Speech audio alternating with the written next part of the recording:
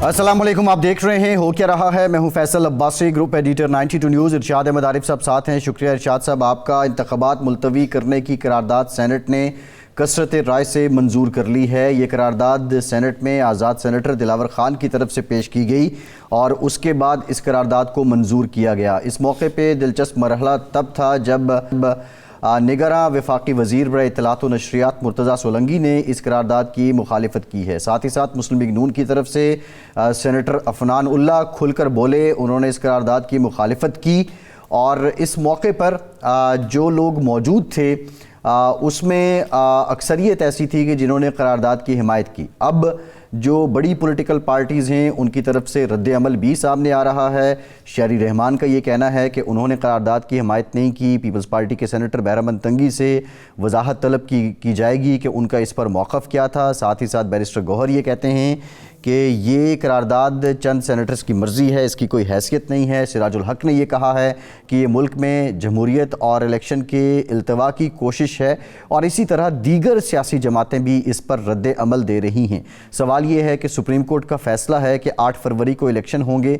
दूसरी जानिब अब पाकिस्तान का ईवान बाला ये करारदाद मंजूर कर देता है, तो जो 8 फरवरी को इलेक्शन हैं क्या वो उसी तारीख़ पर होंगे और इस करारदाद का मकासद जो हैं क्या वो हासिल किए जाएंगे। जो बुनियादी तौर पे वजह बताई गई है इस करारदाद के मतन में, जो करारदाद मंजूरी के दौरान जिन लोगों ने हिमायत की है जिस मौक़िफ़ की, वो ये है कि खैबर पख्तूनख्वा और बलूचिस्तान में दहशत गर्दी की लहर है। बहरहाल अब इस करारदाद के बाद पाकिस्तान में जो सियासी माहौल है वो कितना गर्मा गर्म होगा, बिलखुसूस जो इस वक्त जमात क्लेम कर रही है कि अगली हुकूमत उनकी होगी, मेरी मुराद मुस्लिम लीग नून से है, वो इससे पहले भी खामोश थे और उनकी इस खामोशी को पुरस्कार कहा जा रहा था। खामोशी से मुराद ये है कि उनकी तरफ से ना अभी तक कोई बयानिया सामने आया, ना मंशूर सामने आया, ना इंतखाबी मुहिम चलाई गई थी, जबकि उनके मद्दे मुकाबिल जो जमातें हैं वो अपनी इंतखाबी मुहिम भी चला रही हैं, जिसकी मिसाल पीपल्स पार्टी भी है। दूसरी अहम डेवलपमेंट ये है कि ताहयात नाअहली से मुतालिक जो केस था उसकी समाअत के बाद अब फ़ैसला महफूज कर लिया गया है। चीफ जस्टिस ने कहा है कि जल्द मुख्तसर फ़ैसला जारी कर देंगे।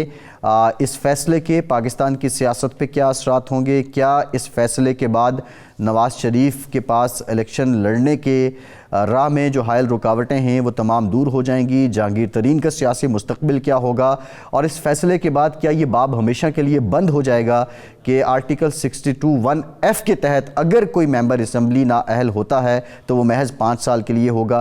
ताहयात नाअहली कोई ऐसा फिनोमेना नहीं होगी कि कोई शख्स ताहयात नाअहल हो, या इसके बरक्स भी फ़ैसला आ सकता है। बहरहाल ये तो फ़ैसले के बाद ही पता चल सकता है। पिलडेट की रिपोर्ट आई है जिसमें वो ये बताते हैं कि 41% पाकिस्तान में लोग सिर्फ पुरुम्मीद हैं, बाकी लोग जो हैं बेयकीनी का शिकार हैं, मायूसी का शिकार हैं। इसके पहलू सियासी, समाजी, माशरती के अलावा क्या हैं?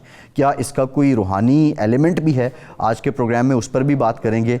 इरशाद साहब, ये जो डेवलपमेंट है इंतखाबात मुलतवी करने की, करारदाद ईवान बाला से मंजूर होती है, इसकी सिग्निफिकेंस क्या है और आप ये समझते हैं कि ये वाक़तन इंतखाबात के इल्तवा का सबब बन जाएगी? बस अब एक तो बड़ी हैरत अंगेज़ बात है कि 104 का ऐवान है और उसमें से सिर्फ 14 अरकान जब बैठे थे तो उस वक्त ये करारदाद पेश कर दी अचानक। ये एक है कि 104 के ऐवान में कम से कम 70-80 लोग हों तो इस तरह की अहम करारदाद इलेक्शन मुलतवी करना एक सियासी,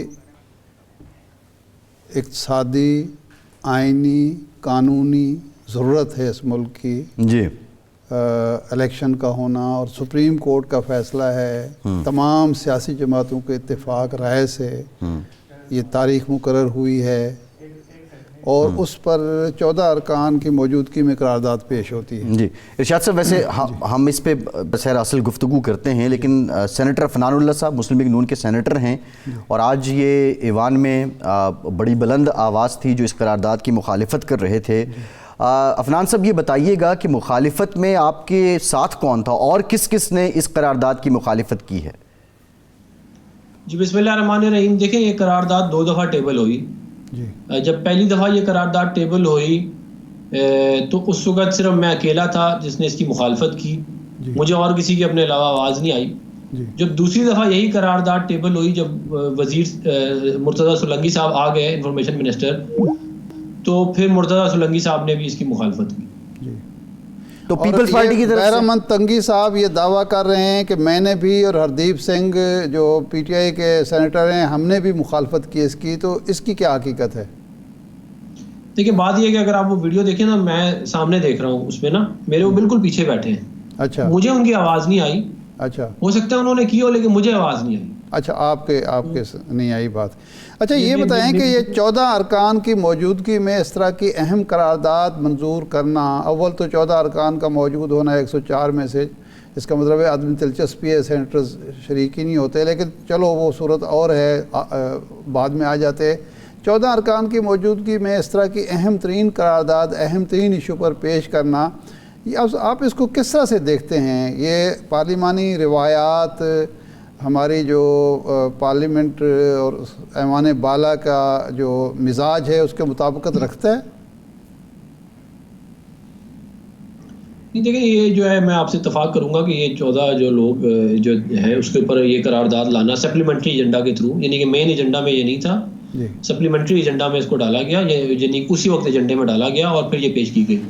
جو سینیٹر آپ کہہ رہے ہیں کہ کم ہے، وہ عدم دلچسپی نہیں ہے. وہ اس کی وجہ یہ ہے کہ ہمارا جب جمعے کو اجلاس ہوتا ہے تو وہ صبح 10:30 بجے شروع ہوتا ہے اور وہ 1 بجے ختم ہو جاتا ہے. زیادہ تر سینیٹرز جو ہیں وہ کوئی کراچی سے آیا ہے، کوئی دور دراز سے آیا ہے، وہ ان کی 3، 4، 5 بجے فلائٹیں ہوتی ہیں، وہ چلے جاتے ہیں. تو یہ کیونکہ آج ایک غیر معمولی بات یہ ہوئی جو مجھے خود بھی اس وقت سمجھ میں نہیں آئی، وہ یہ تھی کہ سینیٹر فوزیہ ارشد ہیں پی ٹی آئی کی، انہوں نے یہ ریکویسٹ کی کہ انہوں نے تقریر کرنی ہے، جس پہ چیئرمین صاحب نے یہ کہا کہ جمعے کا ٹائم ہو گیا، آپ تقریر نہیں کر سکتی. نارملی یہ ہوتا ہے کہ چیئرمین صاحب کہتے ہیں کہ میں پروروگ کر رہا ہوں، اگلے سیشن میں کر لیجیے گا، لیکن انہوں نے کہا ہم 2 بجے ملیں گے. یہ بات بھی اسی وقت ہمیں پتہ چلی کہ 2 بجے اجلاس ہوگا. تو بہت سارے لوگ جو آپ کو نہیں نظر آ رہے وہ اس لیے بھی چلے گئے کیونکہ ظاہر انہوں نے اپنے جو بھی پرائر کمٹمنٹس تھیں وہ پوری کرنی تھی. تو وہ جو ہے 2 بجے جب اجلاس شروع ہوا تو پھر یہ سارا معاملہ اس وقت ہوا ہے، اس لیے سینیٹر اتنے کم تھے. اگر یہ ایجنڈے میں ہوتا، تمام پارٹیاں اپنی تیاری کر کے آتی تو شاید یہ اتنے کم نہ ہوتے اور معاملہ مختلف ہوتا. صحیح.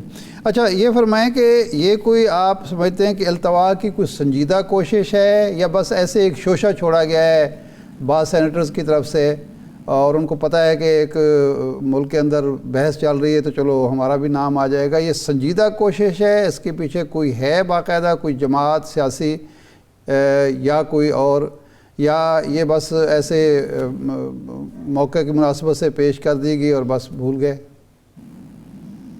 نہیں دیکھیں یہ ظاہر ہے یہ پوری پلاننگ کے تحت یہ ہوتی ہیں چیزیں. سپلیمنٹری ایجنڈا ایسے ایجنڈا آتا بھی نہیں ہے. اچھا، سپلیمنٹری ایجنڈا کرنا بڑا مشکل کام ہوتا ہے. آپ کو چیئرمین کو ایگری کرانا ہے، سٹاف کو ساروں کو پہلے بریف کرنا ہے. مطلب یہ کوئی بغیر پلاننگ کے یہ کام نہیں ہو سکتا. اور یہ میرا ذاتی طور پر خیال ہے کہ اس کے پیچھے کافی طاقتور لوگ ہوں گے جو یہ چاہ رہے ہیں. اور یہ میں نے پہلے بھی یہ والی بات کی کہ یہ بدقسمتی ہے اس ملک کی کہ ہمیشہ ہر وقت جمہوریت کے خلاف اور عوامی مفادات کے خلاف سازش کی جاتی ہے، جس کی وجہ سے ہم ادھر تک پہنچے ہیں جہاں ہم پہنچ گئے. تو یہ ظاہر ہے ہم تو وہاں پہ 25 کروڑ لوگوں کے نمائندے ہیں. ہم کسی ایک پریشر گروپ یا ایک کسی فیلڈ کے یا ایک ایریا کے تو نمائندے نہیں، ہم تو سب کو نمائندے وہاں پہ، اور ان کا عوام کا انٹرسٹ کو سیف گارڈ کرنا ہماری ذمہ داری ہے. صحیح ہے. اچھا وہ جو ہے عفنان صاحب یہ بتائیے گا کہ مرتضیٰ سولنگی صاحب وہاں موجود تھے تو جب یہ منظور ہو گئی انہوں نے مخالفت بھی کر دی، لیکن اس کے باوجود پالیسی سٹیٹمنٹ نہیں آئی ان کی، وجہ کیا تھی؟ کیا انہوں نے کوشش ہی نہیں کی مائک لینے کی یا انہیں موقع نہیں دیا گیا؟ دیکھیں کیونکہ بہت ساری چیزیں ایک ساتھ ہو رہی تھی تو میں اپنی تقریر بھی بیچ میں ظاہر ہے وہ ان کی سن کے پھر میں نے اپنی بھی جواب بنانی تھی، تو میں بہت ساری چیزیں ہو سکتا ہے کیش نہ کر سکا ہوں، لیکن ان کے مطابق یہی ہے کہ وہ تقریر انہوں نے کرنے کی کوشش کی مگر انہیں موقع نہیں دیا گیا. صحیح ہے. دوسرا یہ بتائیے گا، اب چلیں ابھی تک تو سپریم کورٹ کا فیصلہ ہے، 8 فروری کو الیکشن ہونے ہیں، لیکن آپ جو سبھی جماعتیں ہیں جن کا یہ کنسنٹ بھی تھا کہ 90 ڈیز سے آگے الیکشن جائیں، 8 فروری کے بجائے 2-3 ہفتے آگے اور چلے جاتے ہیں الیکشن، تو وہ کون سا کوحرام مچ جانا ہے؟ نہیں دیکھیں بات یہ ہے کہ یہ 6 نومبر کو الیکشن ہونے چاہیے تھے جو اصولی طور پہ، جس کو یہ کہہ کے 8 فروری پہ لایا گیا کہ اگر 2-3 مہینے آگے ہو جائے تو کیا ہو جائے. تو یہ اس کا تو مطلب یہ ہے پھر اس بات کو مزید اور وہ تقویت ملتی ہے کہ یہ سازش کے تحت کیا جا رہا ہے. بھائی آپ ملک کے نظام کو یہ ملک ہے 25 کروڑ لوگوں کا, یہ کوئی پرائمری اسکول تو نہیں ہے نا کہ آپ اس کو ایڈ ہاک بیسس پہ چلانا شروع کر دیں. پرائمری اسکول بھی اس طرح نہیں چلتے. نہیں, تب جب بلاول صاحب کہتے تھے الیکشن کا, عفنان صاحب یہ جو 6 نومبر سے آگے لے جانے کا جو معاملہ ہے, یہ تو آپ کی جماعت بھی اس میں حصے دار ہے. پچھلے سال پنجاب اور کے پی کے الیکشن ہونے تھے, آپ نے کہا فنڈز نہیں ہے, سیکیورٹی نہیں ہے, وہ آپ نے ملتوی کرا دیے, ایک راستہ دے دیا الیکشن کمیشن کو. پھر یہ الیکشن ہونے چاہیے تھے اکتوبر میں, آپ نے 4 دن پہلے اسمبلی توڑ کے اس کو نومبر کی آگے لے گئے, اور ساتھ ہی وہ پخ لگا دی مردم شماری والی. تو آپ خود بھی تو اس میں شریک ہیں. اتنا التوا جو ہوا ہے وہ آپ کی وجہ سے ہوا ہے, اس سے آگے کوئی مولانا فضل الرحمان صاحب کرانا چاہتے ہیں کہ پھر کیا ہوا, جب 3 مہینے ہو سکتے ہیں تو 3 ہفتے اور بھی ہو سکتے ہیں. دیکھیں بات یہ ہے کہ جو 14 مئی والا الیکشن تھا نا, اس کی تو ہم نے مخالفت کی, کیونکہ یہ اس طرح اگر اس ملک میں تماشا لگ جائے گا کہ اگر ایک بندہ وزیر اعظم نہیں ہے تو وہ پروونشل اسمبلیاں توڑ کے کہہ کے الیکشن کراؤ. ہم نے اس کی اور آئینی اور قانونی دائرے میں رہ کے مخالفت کی.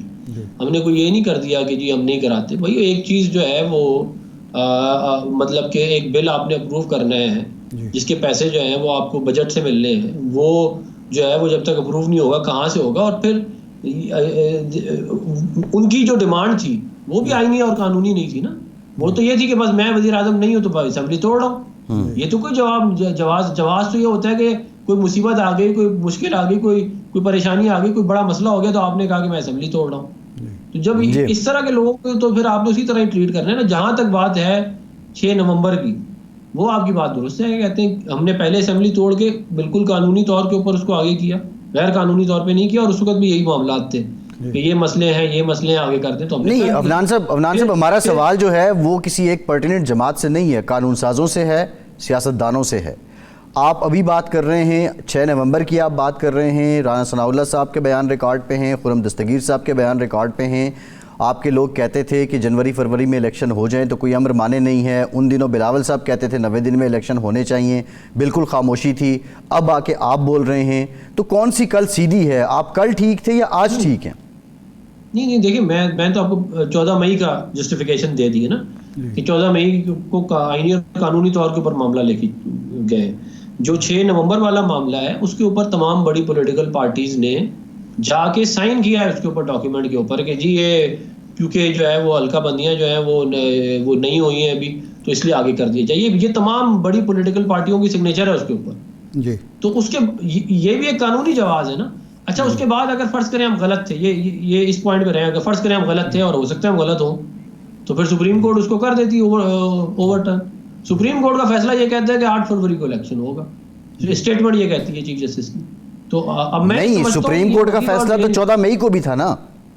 نہیں 14 مئی والا معاملہ میں نے آپ کو بتا دیا کہ وہ دیکھیں ہم کوئی بیوقوف تو نہیں ہے نا کہ پہلے پنجاب اسمبلی میں ووٹ ہوتا ہے, وہ کہتے ہیں کہ جی جو پارلیمانی لیڈر ہے اس کا ووٹ چلے گا, اگلی دفعہ ہوتا ہے کہتے ہیں پارٹی صدر کا چلے گا. اس طرح اگر اس قرارداد کو دیکھا جائے عفنان صاحب اور معاملہ آگے جاتا ہے تو کیا مسلم لیگ نون سپریم کورٹ رجوع کرے گی؟ دیکھیں ہم سپریم کورٹ جو ہے وہ یہ تو میں لیگل ٹیم سے بات کر کے آپ کو کہہ سکتا ہوں, لیکن ہم تمام ایونیوز جو ہیں ان کے اوپر جو ہے وہ ان کو استعمال کر کے اور الیکشن جو ہے 8 فروری کو کرنے کی پوری کوشش کریں گے. ویسے میں آپ کو ویسے ایک بات بتاؤں, یہ کچھ لوگوں کی شرارت ہے لیکن میرا ذاتی طور پہ خیال یہ ہے کہ 8 فروری کو الیکشن ہو جائے گا. ملک اس طرح چلتے نہیں ہیں, یہ ایک تماشا لگانے والی بات ہو جائے گی. پوری دنیا میں پہلے ہم تماشے لگاتے رہے, ملک کو نقصان پہنچاتے رہے, ایک اور تماشا شروع ہو گیا کہ جی الیکشن ہی نہیں ہو سکتے. الیکشن جو ہے وہ 8 فروری سے 1 منٹ 1 سیکنڈ آگے نہیں ہونے چاہیے. اچھا عفنان صاحب, آپ لوگوں نے, آپ کے لیڈر نے, آپ کے قائدین نے مختلف سیاسی جماعتوں کو ساتھ لے کر چلنے کی کوشش کی, مذاکرات ہوئے مولانا فضل الرحمان صاحب سے, IPP سے, MQM سے. اب کم و بیش سب جماعتوں کے ساتھ آپ کے مذاکرات یا تو ٹوٹ چکے ہیں یا ٹوٹنے والے ہیں. MQM کا 242 سیٹ پر مسئلہ ہے, IPP والے 20 سیٹیں مانگ رہے ہیں, آپ 3 یا 4 سے زیادہ دینے کے لیے تیار نہیں ہیں. مسلم لیگ کاف کو بھی آپ نے کہا ہے جی 1-2 سیٹیں لے لیں, وہ 4 مانگ رہے ہیں. بلاول صاحب لاہور پہنچ چکے ہیں, وہاں بھی ایک مسئلہ پیدا ہونے والا ہے. تو یہ کیا آپ کی اسٹریٹجی ہے؟ پہلے آپ پر اعتماد نہیں تھے اپنی سیٹوں کے حوالے سے اس لیے ان سے مذاکرات کر رہے تھے, یا آپ کی ایک اسٹریٹجی تھی کہ جی آخر میں جا کے پھر ان کو انکار کر دیں گے, سب جنڈے دکھا دیں گے؟ نہیں دیکھیں, یہ جو الیکشن کی سائنس ہے نا, اس کے اندر جو ہے وہ ہر انسان یہ سمجھ رہا ہوتا ہے کہ وہ جیت رہا ہے, اور ہر پارٹی بھی یہ سمجھ رہی ہوتی ہے کہ اس کا وزیر اعظم, یا زیادہ تر پارٹیاں یہ سمجھ رہی ہوتی ہیں کہ ان کا وزیر اعظم آئے گا. تو ایکسپیکٹیشن جو ہیں وہ ہر کسی کی اپنی اپنی ہوتی ہیں. آپ یہ انٹینٹ شو کرتے ہیں کہ چلیں ہم الائنس کر لیتے ہیں, حالانکہ ہمیں, میں آپ کو واضح طور پہ بتا دوں, ہمیں پنجاب میں کہیں پہ بھی ضرورت نہیں ہے کسی سے بھی الائنس کرنے کی. ہم اپنے, ہمارے پاس ایک ایک سیٹ پہ 3 4 بڑے زبردست کینڈیڈیٹ ہیں, وننگ کینڈیڈیٹ, تو ہمیں ضرورت نہیں ہے. لیکن ظاہر ہماری پرائر کمٹمنٹس ہیں جو ہم نے کی ہوئی ہیں, ان کو آنر کرنے کے لیے ہم کر رہے ہیں, اس کے علاوہ ورنہ اور کوئی دوسری وجہ نہیں ہے. آپ دیکھ لیں, ہم نے 2018 13 8 کبھی پنجاب میں کسی کے ساتھ اس طرح الائنس نہیں کیا. نہیں کمٹمنٹس, آپ کمٹمنٹس کی, میں تو ہمیشہ آپ سے بھی ایک دفعہ سوال کیا تھا, ساری جو آپ کی لیڈرشپ ہے یہی سوال کرتا رہا ہوں کہ 93 سے لے کر 2018 کے الیکشن تک مسلم لیگ نون نے الیکشن سے پہلے کبھی کسی کے ساتھ نہ اتحاد کیا نہ سیٹ ایڈجسٹمنٹ کی ہے. پہلی دفعہ یہ ہو رہا ہے, تو اس وقت آپ لوگ یہ کہتے ہیں کہ ہم سارے سیاسی جماعتوں کو ساتھ لے کے چلنا چاہتے ہیں, الیکشن سے پہلے ہم چاہتے ہیں کہ سیٹ ایڈجسٹمنٹ ہو جائے, لیکن اب آپ انکاری ہیں. تو اب کیا آپ کو اعتماد ہے کہ آپ اپنے طور پر اکثریت حاصل کر سکتے ہیں, پھر یہ بوجھ اٹھانے کی کیا ضرورت ہے؟ یہ وہ بنیادی طور پہ جیسے میں نے آپ کو کہا کہ وہ تو ایکسپیکٹیشنز کا بھی ایک ایشو ہے نا. ہر کسی آپ کو کہا کہ ہم 20 سیٹوں پہ جیت رہے ہیں, ہماری اسیسمنٹ ہو کہ وہ نہیں جیت رہے, تو پھر ظاہر ایک معاملہ تو ہوگا. تو لیکن ظاہر اس کو میں آؤٹ رائٹ تمام معاملے کو میں وہ بھی نہیں کر رہا کہ میں اس کو ریجیکٹ کر دوں. اگر کہیں پہ یہ لگا ان پارٹیوں کو کہ ان کے لیے بھی ٹھیک ہے اور ہمارے لیے بھی ٹھیک ہے, تو شاید ہو جائے کچھ جگہوں پہ. لیکن بائی اینڈ لارج تو ہم اپنا الیکشن ہر جگہ خود ہی لڑ رہے ہیں. مسلم لیگ نون 97-98% سیٹوں پہ ہم اپنا خود الیکشن لڑ رہے ہیں پورے پاکستان میں. تو باقی جو کچھ سیٹیں ہیں اس کو پھر اب دیکھیں گے کہ کیا ہوتا ہے. نہیں کمٹمنٹس کس کے ساتھ ہیں عفنان اللہ صاحب؟ آپ کی تو الیکشن تیاری یہ ہے کہ یعقوب کے ساتھ ہیں. جی اچھا, کاف لیگ کے ساتھ, ٹھیک ہے. یعقوب بزنجو صاحب ہیں NA 259 سے, آپ نے ٹکٹ میں جو اسحاق ڈار صاحب نے لسٹ جاری کی ان کا نام جاری کر دیا, اور بعد میں ان کی طرف سے تردید بھی آ گئی, اور نہ انہوں کا نام میں نے ٹکٹ کے لیے اپلائی کیا, نہ میری کوئی ملاقات ہوئی. تو یہ کیسی مینجمنٹ ہو رہی ہے؟ سب سے بڑی پولیٹیکل پارٹی کا آپ کلیم کرتے ہیں, اور یہ اتنی بڑی پولیٹیکل مس مینجمنٹ. دیکھیں ٹوٹل بلوچستان کی جو سیٹیں ہم نے اناؤنس کی ہیں وہ ہیں 51 پروونشل اسمبلی کی, جس پہ ہمارے کینڈیڈیٹ ہم نے فیلڈ کیے ہیں, اور تقریباً 15 جو ہیں وہ نیشنل اسمبلی کی ہیں. یہ ملا کے کچھ 66-67 بنتے ہیں امیدوار. ان میں ایک امیدوار جن کا آپ نام لے رہے ہیں وہ انہوں نے یہ بات کی, باقی تمام امیدوار جو ہیں وہ مطمئن ہیں. اب وہ انٹرنل معاملات ہوتے ہیں, میں اس کی زیادہ ڈیٹیل میں نہیں جا سکتا. آپ کو پتہ ہے الیکشن کے اندر بہت سارے لوگوں کے بہت سارے پریشر گروپس ہوتے ہیں. نہیں, آپ کے لیے پولیٹیکل میسج کیا گیا ہے عفنان اللہ صاحب؟ آپ تو یہ کہتے تھے نا, PTI کو تانا دیتے تھے کہ ان کی ٹکٹ لینے والا کوئی نہیں ہوگا, لیکن پولیٹیکل میسج تو یہ گیا ہے کہ نون لیگ کی ٹکٹس لوگ واپس کر رہے ہیں. اس کا تو کیا آپ کو سیاسی طور پہ نقصان نہیں ہے؟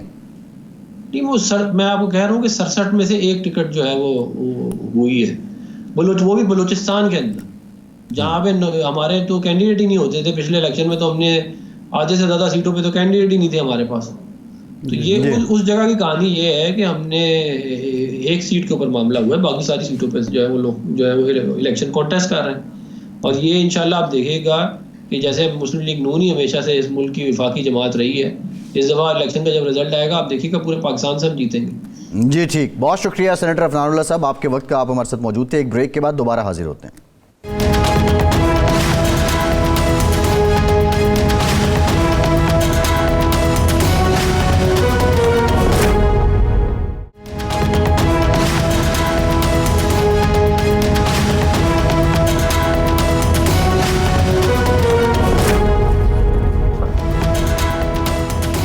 بریک کے بعد ایک بار پھر سے آپ کو خوش آمدید کہیں گے. ارشاد صاحب, بنیادی نقطہ یہ ہے کہ مسلم لیگ نون اب آ کے مخالفت کر رہی ہے انتخابات کے التوا کی. آپ سمجھتے ہیں کہ اپنے جو کارکن ہیں ان کا, اس کو بھی یہ کنونس کر پائیں گے اس بات پہ؟ کیونکہ اس سے پہلے دیکھا جائے, اور یہ بڑی کلیئر بات ہے, ہمارے پروگرامز میں مسلم لیگ نون کی قیادت جب آتی تھی, جب بلاول صاحب نے 90 دن کا شور ڈالا ہوا تھا, تو اس وقت ہم پوچھتے تھے, تو انہوں نے بلکہ جنوری فروری کی بات کی, یہ بات انیشیٹ ہی مسلم لیگ نون نے کی. اب اگر 1-2-4 ہفتے آگے انتخابات جاتے ہیں اور یہ اس پہ شور ڈالتے ہیں, تو ان کا ووٹر اس بات کو آن کرے گا, بائی کرے گا؟ وہ کہتے ہیں کہ ہاتھوں کی لگائی دانتوں سے کھولنی پڑتی ہے، گرہیں جو ہوتی ہیں. یہ تو کوئی شک نہیں ہے کہ مسلم لیگ نون نے جو غلطی پچھلے سال کی صرف تحریک انصاف کی مخالفت میں اور سب کو ساتھ ملا کے کی، اس کا خمیازہ ساری سیاسی جماعتوں کو بھگتنا پڑ رہا ہے. لیکن موقف مسلم لیگ نون کا درست ہے اس وقت، ماضی کی غلطیاں اپنی جگہ پہ. دیکھیں، ایک تو سپریم کورٹ کا فیصلہ ہے اور تمام سیاسی جماعتوں نے اتفاق کیا ہے 8 فروری کے الیکشن پر. یہ ایک تحقیر ہوگی، توہین ہوگی سپریم کورٹ کی،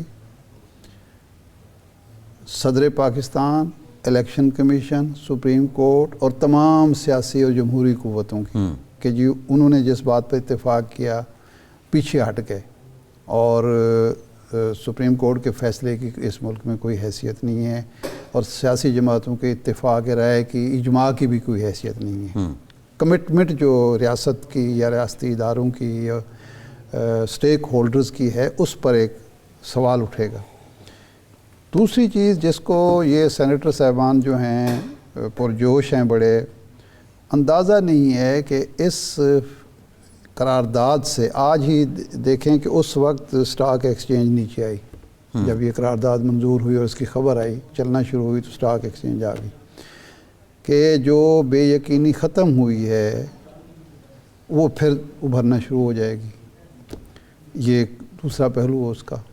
تیسرا، ہم دہشت گرد اگر یہ چاہتے ہیں کہ پاکستان میں الیکشن وقت پر نہ ہوں، وہ تو یہ ثابت کرنا چاہتے ہیں کہ یہ کوئی پرامن سرزمین نہیں ہے اور یہاں معمولات زندگی جو ہیں عام معمول کے مطابق نہیں چل رہے، ہم نے اس کو ڈسٹرب کر دیا ہے. یہ فیصلہ کر کے ہم بھی ان کی تائید کر رہے ہیں، ان کے سامنے سرنگو ہو رہے ہیں کہ آپ نے ہمیں اس قابل نہیں چھوڑا کہ ہم الیکشن وقت پر کرا سکیں.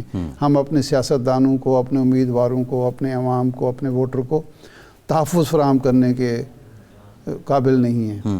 یہ کوئی اچھا سرٹیفکیٹ تو نہیں ہے نا ہمارے اداروں کے لیے، پولیس کے لیے، انتظامیہ کے لیے، الیکشن کمیشن کے لیے، ROs کے لیے کہ یہ تو الیکشن نہیں، سیاسی جماعتوں کے لیے کہ یہ الیکشن ہی کرانے کی پوزیشن میں نہیں ہے اور کیا کریں گے.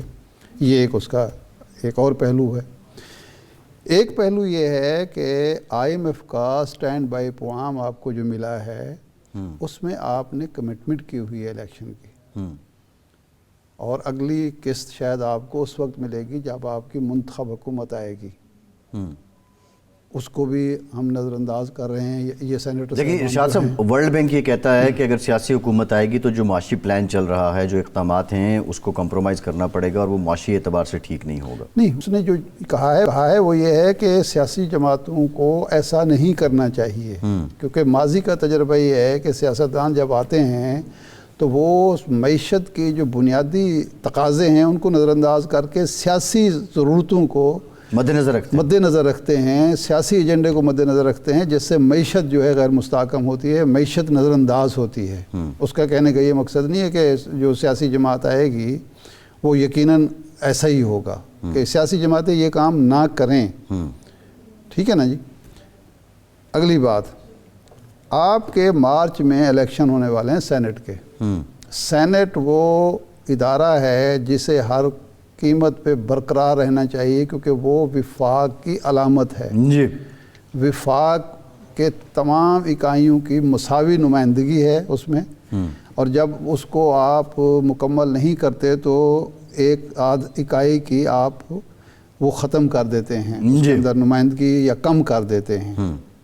تو اس کا مطلب ہے کہ اگر آپ 3-4 ہفتے آگے لے جاتے ہیں تو پھر مارچ میں آپ الیکشن نہیں کرا سکتے سینٹ کے. تو یہ بھی ایک قانونی اور آئینی خلاف ورزی ہوگی جو کہ نہیں کرنی چاہیے.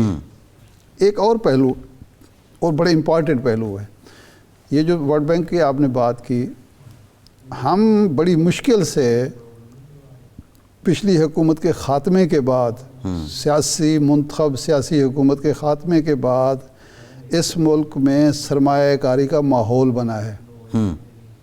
سرمایہ کاروں کو ہم راغب کر رہے ہیں کہ آپ کے لیے سازگار ماحول موجود ہے. نہیں، یعنی ارشاد صاحب ایک نکتہ ہے جی، سیاسی منتخب حکومت کے خاتمے کے بعد جو سرمایہ کاری کا ماحول بنا ہے وہ نگراں دور حکومت ہے. ہاں ٹھیک ہے. اس کی وجہ یہ تھی کہ اس وقت بے یقینی بڑھ گئی تھی اور ان لوگوں نے خود بھی بڑھا دی تھی. ایک دن وہ کہتے تھے ہم الیکشن وقت پر کرائیں گے, دوسرے دن کہتے تھے کہ ہم 1 سال کا فائنینشیل ایمرجنسی لگا کے 1 سال مزید رہیں گے, کسی وقت کہتے تھے 2 سال نہیں ہوگا, کبھی کچھ کہتے تھے کبھی کچھ. اس کی وجہ سے بے یقینی جب وہ چلے گئے اور ایک نگران حکومت آ گئی, سب کو یقین ہو گیا کہ نگران حکومت تو طویل عرصے کے لیے نہیں ہے. تو اب یہ جو پالیسیز ہیں اگلے الیکشن تک یہی چلیں گی اور ان کا کوئی اس طرح کا پولیٹیکل ایجنڈا نہیں ہے, تو اس کی وجہ سے وہ ایک سرٹنٹی آئی. پھر جو ایک ادارہ ہم نے بنایا, فیسیلیٹیشن کونسل بنائی, اس کے اقدامات کی وجہ سے, اور چونکہ پاکستان کی مسلح افواج اس کو بیک کر رہی تھیں, اس کی وجہ سے سرمایہ کار کا کانفیڈنس بڑھا, اعتماد بڑھا, اور ہم نے دنیا کو متوجہ کیا کہ جی آپ کے لیے ہم نے سہولتیں پیدا کر دی ہیں, ماحول موجود ہے, اب آپ سرمایہ کاری کے لیے.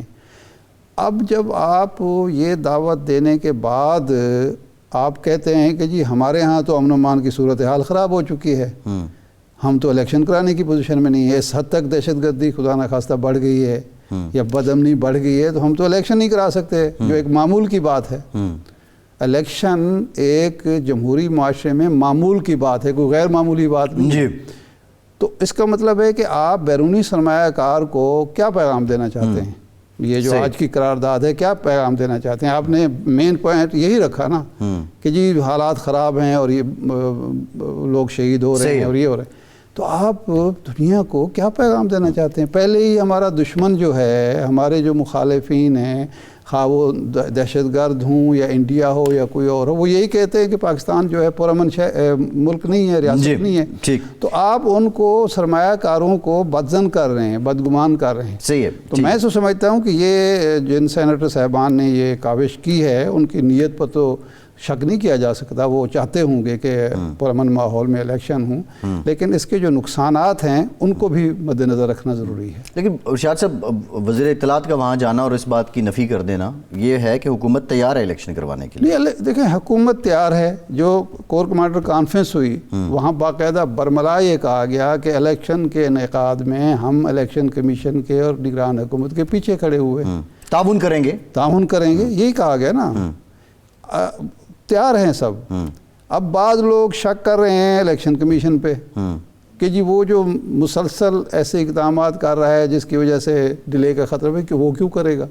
الیکشن کمیشن تو ایز پر شیڈیول چل رہا ہے, وہ اپنے معاملات چلا رہا ہے. اور اس وقت یہ بات کرنا جس وقت شیڈیول جاری ہو چکا, 25,000 لوگوں نے کاغذات جمع کرا دیے, ایک لوگوں نے کمپین شروع کر دی, اچھا خاصا سرمایہ خرچ ہو چکا ہے, اچھا خاصا جو افرادی قوت انوالو ہو چکی ہے, لوگوں کے اندر ایک ماحول بن رہا ہے, ایک توقع پیدا ہوئی ہے کہ اب الیکشن ہوں گے, ایک مستحکم منتخب حکومت آئے گی, استحکام کی طرف بڑھیں گے, اس طرح کے آپ نے معاملہ کر دیا. ارشاد صاحب ایک بریک لیتے ہیں, بریک کے بعد یہ جو پارلیمنٹ میں حالات ہیں, مسائل ہیں, اس کا ایک پہلو اور بھی ہے, روحانی اعتبار سے ان مسائل کا حل کیا ہے. بریک کے بعد ہمیں معروف روحانی اسکالر سرفراز شاہ صاحب جوائن کریں گے, ان سے ہم رہنمائی لیں گے. ہمارے ساتھ رہیے.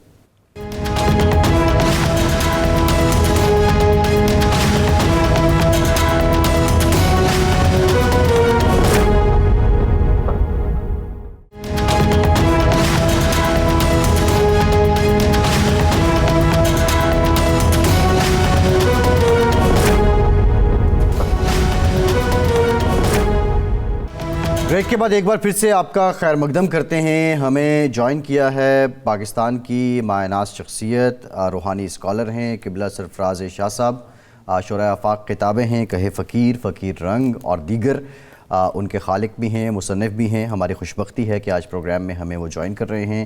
شاہ صاحب سب سے پہلے تو آپ کا بہت شکریہ, اور جاننا ہم آپ سے یہ چاہتے ہیں کہ اگر ہم پاکستان کو دیکھیں, وطن عزیز کو, تو اس میں طاقتور اور کمزور, امیر و غریب سبھی مایوسی اور بے یقینی کا شکار ہیں.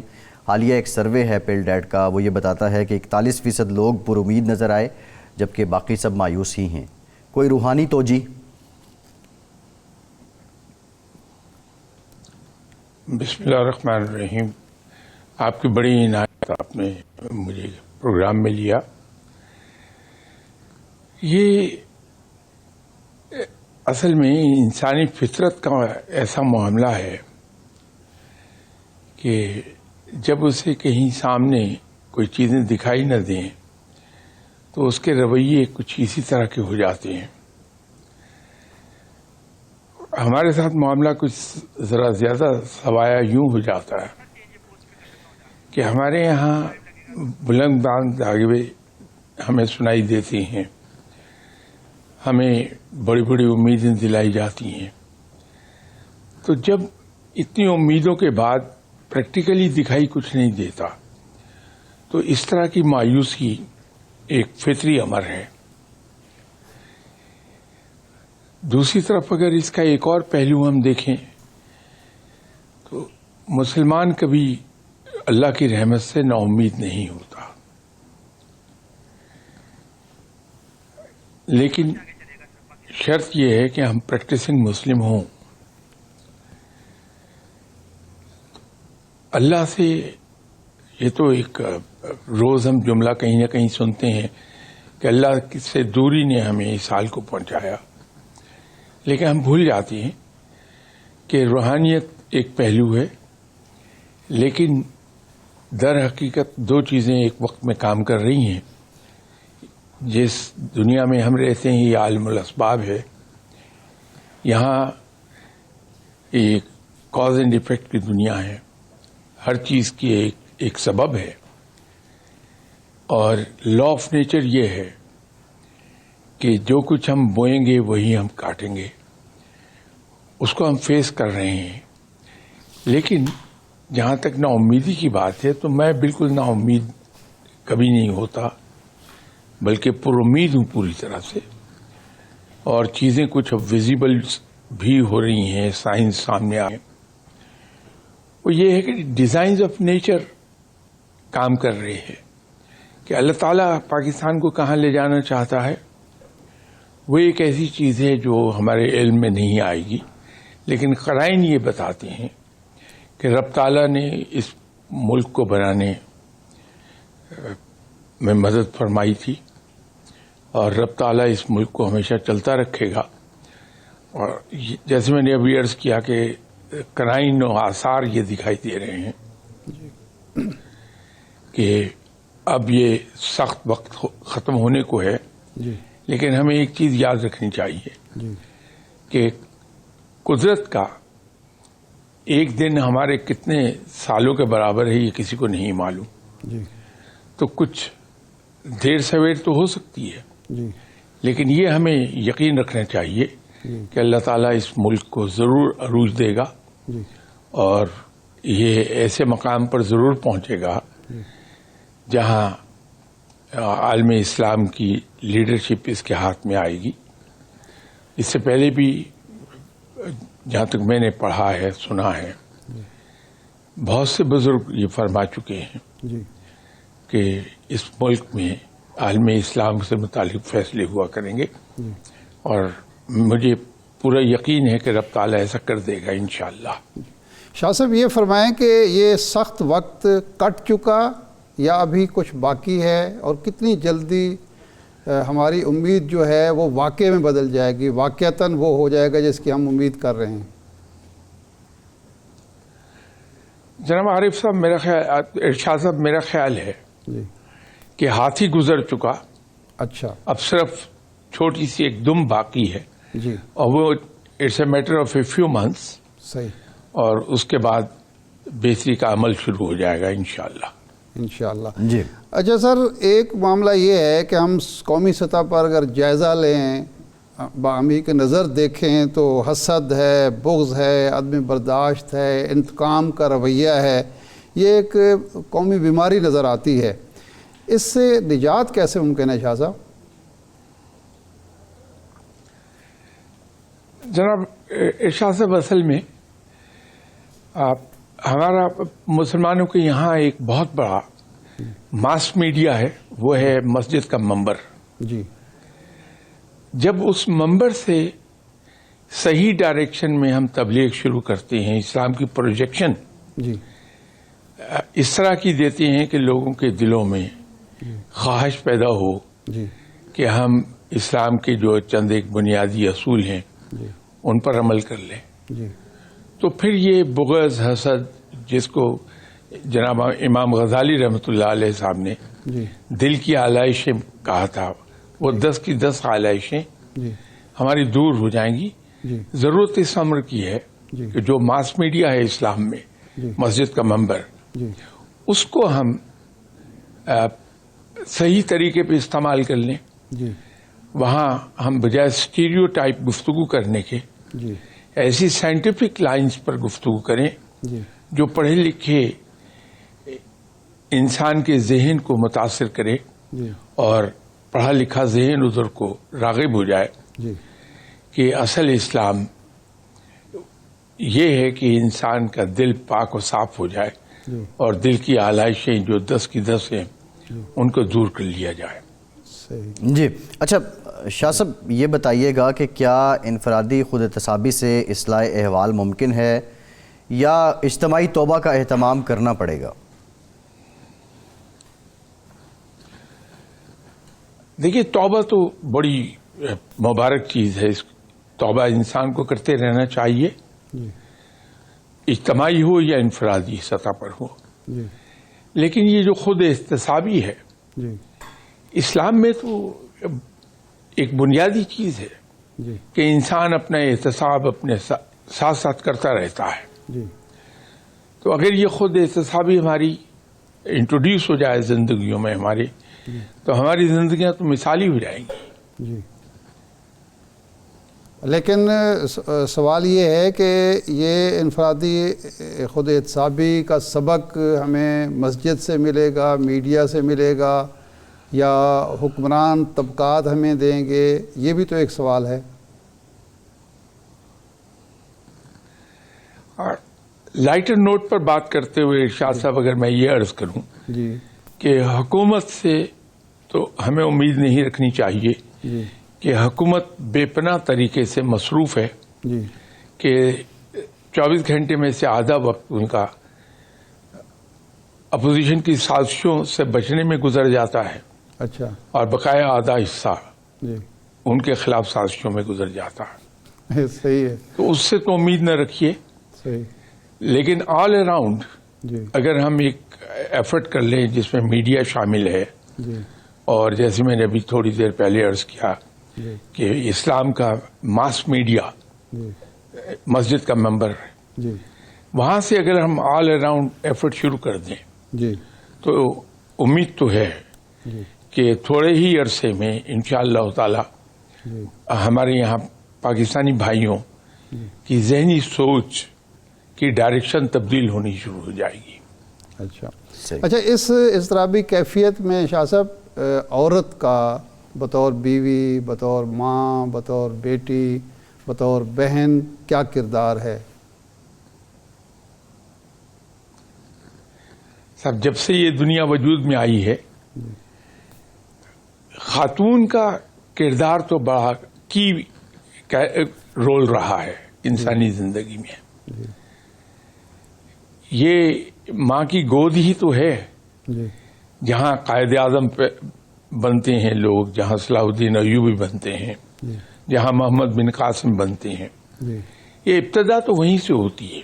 جی جب ایک بچہ پیدا ہوتا ہے تو ایک سفید کاغذ کی مانند ہے صحیح۔ جس کے ذہن پر کوئی چیز نہیں لکھی، جی وہ دنیا میں آ کے جب پہلا سانس لیتا ہے پہلی چیخ کے ساتھ ہی جی اس کا ذہن رجسٹر کرنا شروع کر دیتا ہے جو کچھ اس کے ارد گرد ہو رہا ہوتا ہے۔ جی یہ ہم ہیں جو غلط فہمی میں مبتلا ہوتے ہیں جی کہ بچہ ابھی تو 1 دن کا ہے، اس کو کیا پتا کیا ہو رہا، ٹھیک لیکن در حقیقت نوزائیدہ بچہ رجسٹر کر رہا ہوتا اپنے ارد گرد کی تمام چیزوں کو، صحیح اور اس کی پرسنالٹی کی بنیاد کی پہلی اینٹ اس کی پہلی چیخ کے ساتھ ہی رکھی جاتی ہے۔ صحیح جو جو وہ بڑا ہوتا جاتا ہے اپنے ماحول سے متاثر ہوتا ہے، اور وہ ماحول کلیتاً گھر کا ہوتا ہے جی تا وقت کہ وہ اسکول میں داخل نہ ہو جائے۔ جی वहाँ फिर घर के माहौल के साथ साथ जी स्कूल का माहौल, उसके कॉलीग्स, उसके टीचर्स का बिहेवियर एंड एटीट्यूड, जी वो सब शामिल हो जाता है और उसकी जो पर्सनालिटी की बिल्डिंग है वो बनना शुरू हो जाती है। जी तो माँ का रोल तो बड़ा बुनियादी है, जी उस पर हम कभी जोर नहीं देते। हमारे यहाँ मुआशरे में कभी देखिए जी कि हम माँ को वो अहमियत नहीं दे रहे, औरत को वो अहमियत नहीं देते, जी इस एंगल से कि इसी खातून ने ही कौम को बनाना है। जी इन पर इनको अहमियत दी जानी चाहिए जो उनका ड्यू शेयर है। जी सही। जी अच्छा शाह साहब, पाकिस्तान करिए इश्क मोहम्मद है और पाकिस्तानियों को इस पर मान भी है, फ़ख्र भी है। इस पर आपकी क्या राय है और मज़ीद इसको वसअत देने के लिए क्या करना चाहिए?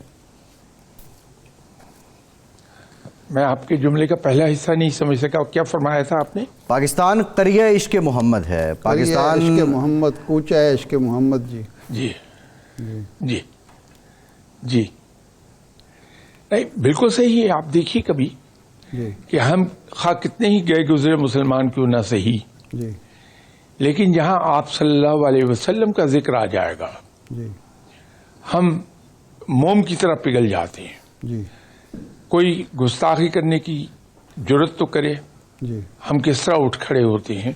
जी हर मुसलमान का ख्वाह मुझ जैसा गुनाहगारी क्यों ना हो, जी उसकी जान, माल, औलाद, हर चीज कुर्बान है आप सल्लल्लाहु अलैहि वसल्लम के नाम गिरामी पे।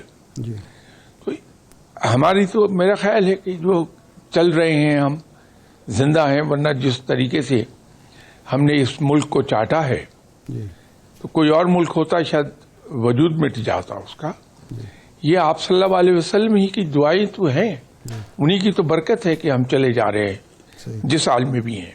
जी तो इस पर तो कोई दो राय हो नहीं सकती। सही। अच्छा शाह साहब, ये फरमाएं कि हमारे नाजरीन, पाकिस्तान के अवाम के लिए कोई ख़ास नसीहत मौजूदा हालात से निपटने के लिए, मौजूदा बदहाली और बेयकीनी से निकलने के लिए कोई वजीफ़ा, कोई ऐसा रहनुमा उसूल जिसको वो अपने ज़िंदगी का हिस्सा बनाएं और अमन की तरफ, सुकून की तरफ, खुशहाली की तरफ, खुशी की तरफ जाएं? सब इस्लाम बड़ा प्रैक्टिकल दीन है। जी एक वाक़या कभी मैंने पढ़ा था बचपन में जी कि फरीदुद्दीन अत्तार साहब, जी उनके मुरीदान में एक वजीर साहब भी थे। जी बादशाह फरीदुद्दीन अत्तार साहब को उनका इतना अकीदतमंद नहीं था। जी तो हुआ ये कि तातारियों ने एक दिन मुहासरा कर लिया बगदाद का। जी तो उस वजीर से कहा गया कि फरीदुद्दीन अत्तार आपसे मोहब्बत करते हैं, जी उनसे जाके कहिए दुआ करें। जी तो वो वजीर फरीदुद्दीन अत्तार साहब के पास हाजिर हुआ और अर्ज किया कि हुजूर तातारियों ने मुहासरा कर लिया है, आप दुआ फरमाइए जी कि ये मुहासरा टूट जाए और तातारी वापस हो जाए। जी तो जनाब फरीदुद्दीन अत्तार उठे, जी दीवार पर लगी हुई तलवार उतारी जी और फसील से बाहर चले गए तातारियों से लड़ने के लिए। अच्छा। और जाते जाते एक जुमला फरमाया जी कि दुआ का वक्त गुजर चुका, अब अमल का वक्त है। अच्छा तो जनाब इरशाद साहब, मैं बजाय वजीफा बताने के जी एक अर्ज जरूर करूंगा अपने पाकिस्तानी भाइयों से जी कि जनाब, अगरचे ये बात बड़ी बुरी लगेगी हमारे नाज़रीन को जी कि अब ऐसा वक्त आ गया जी जहां हम में से हर आदमी अपने अपने ताईं एक कोशिश कर ले जी कि हम कौम बन जाएं। अच्छा अब फर्द न रहे, हम कौम में तब्दील हो जाएं, इसकी एफर्ट करनी चाहिए। जी। लेकिन शाह साहब, ज़ाहिर बात है कि कौम बनाने का अमल जो है वो अज़ ख़ुद नहीं होता। तारीख़ गवाह है कि एक ऐसा नेक नीयत, बहादुर, एक ऐसा मुदब्बिर और एक ऐसा विनरी शख्स दरकार होता है या अशख़ास दरकार होते हैं। जब हम गिरोहों में बटे हुए थे तो अल्लाह तबारक व तआला ने हमें कायद-ए-आज़म की सूरत में एक रहनुमा عطا کیا. تو یہ تو آپ کا سبجیکٹ نہیں ہے کہ کون رہنما ہو سکتا ہے کون نہیں ہو سکتا. تو یہ ہم امید کر سکتے ہیں کہ اس وقت ایسی ہمیں رہنمائی میسر ہوگی کہ ہم ایک واقعتاً قوم بن جائیں اور عمل کی طرف جائیں بجائے باتیں کرنے کے. یہ میں پورے یقین سے ایک بات عرض کر رہا ہوں جی کہ وہ شخص ملنے کو ہے اچھا جو ہمیں اس ڈائریکشن میں لے جائے گا جی جہاں ہم فرد سے قوم بن جائیں گے. اچھا یہ ایک روحانی اشارہ ہے. اس کو آپ اس اینگل سے دیکھ لیجئے. حالات سازگار ہیں اس کے لیے قوم تیار ہے. قوم کے اندر وہ جذبہ وہ خواہش وہ طلب وہ تڑپ موجود ہے. میرے خیال میں جن حالات سے رب تعالیٰ نے قدرت نے ہمیں گزارا ہے جی اس سے ایک فائدہ تو ہوا ہے. جی آپ نے شاید نوٹ کیا ہوگا جب آپ نے کیریئر شروع کیا جی تو ہم میں سے کوئی آدمی یہ ماننے کو تیار نہیں تھا کہ ہمارے اندر کوئی خامی بھی ہے. اچھا صحیح. تو رفتہ رفتہ ہم یہ ماننے پہ آئے کہ ہم سے غلطیاں ہوئی ہیں جی ہم میں خامیاں ہیں جی اور اب یہ صورتحال ہے کہ ہم اپنی خامیوں کو جی بڑے کھلے دل سے ڈسکس کرتے ہیں میڈیا پر. ٹھیک یہ علامت ہے اس بات کی کہ اب ہمارے حالات ہونے کو ٹھیک ہیں ٹھیک کیونکہ جہاں کسی شخص کو اپنی غلطیوں کا احساس ہو جی اور ان غلطیوں کو ڈسکس کرنے لگے جی تو سمجھ لیجئے کہ 50% سے زیادہ بہتری آ گئی. اچھا تو جی. یہ حالات تو رائپ ہو گئے. اچھا آ جائے گا انشاءاللہ بڑی جلدی ایسا آدمی. صحیح. شاہ صاحب یہ بھی ہمارے ناظرین کو بتا دیجئے کہ بہت بات ہوتی ہے کہ ہم شاید ہجوم ہیں. یہ قوم ہوتی کیا ہے؟ قوم کی تعریف کیا ہے؟ قوم مظہر کس کا ہے؟ دیکھیے قوم وہ ہے جب ہم ایک اجتماعی گول فکس کرتے ہیں کہ ہمیں اس منزل پہ پہنچنا ہے اور یہ اجتماعی ہوتا ہے جی اور پھر جب اس ڈائریکشن میں ہم مل کر ایفرٹ کرتے ہیں تو یہ قوم کی ایفرٹ ہے. جی وہاں انفرادی مفادات سیکنڈری حیثیت اختیار کر لیتی ہیں اور ملکی مفادات پرائمری حیثیت کے مالک ہو جاتے ہیں. ہمیں ضرورت اسی بات کی ہے سب سے بڑی جی کہ ہم بحیثیت قوم کے ایک منزل کا تعین کریں ایک گول سیٹ کریں جی کہ ہمیں یہاں پہنچنا ہے. جی تو روڈ میپ انشاءاللہ تعالی خود بخود ورک آؤٹ ہو جائے گا اور لیڈرشپ ہم ہی میں سے پیدا ہوگی باہر سے کوئی نہیں آئے گا. ہمارا ہی کوئی ساتھی ابھرے گا جی اور قوم کو اس ڈائریکشن میں لے جائے گا. جی ٹھیک. بہت شکریہ سرفراز شاہ صاحب. قبلہ آپ کے وقت کا آپ ہمارے ساتھ موجود تھے. ارشاد صاحب پروگرام کا ٹائم ختم ہو گیا. آپ کا بھی شکریہ. آج کے پروگرام سے اتنا ہی. اپنا فیڈ بیک ضرور دیجیے گا. اجازت دیجیے.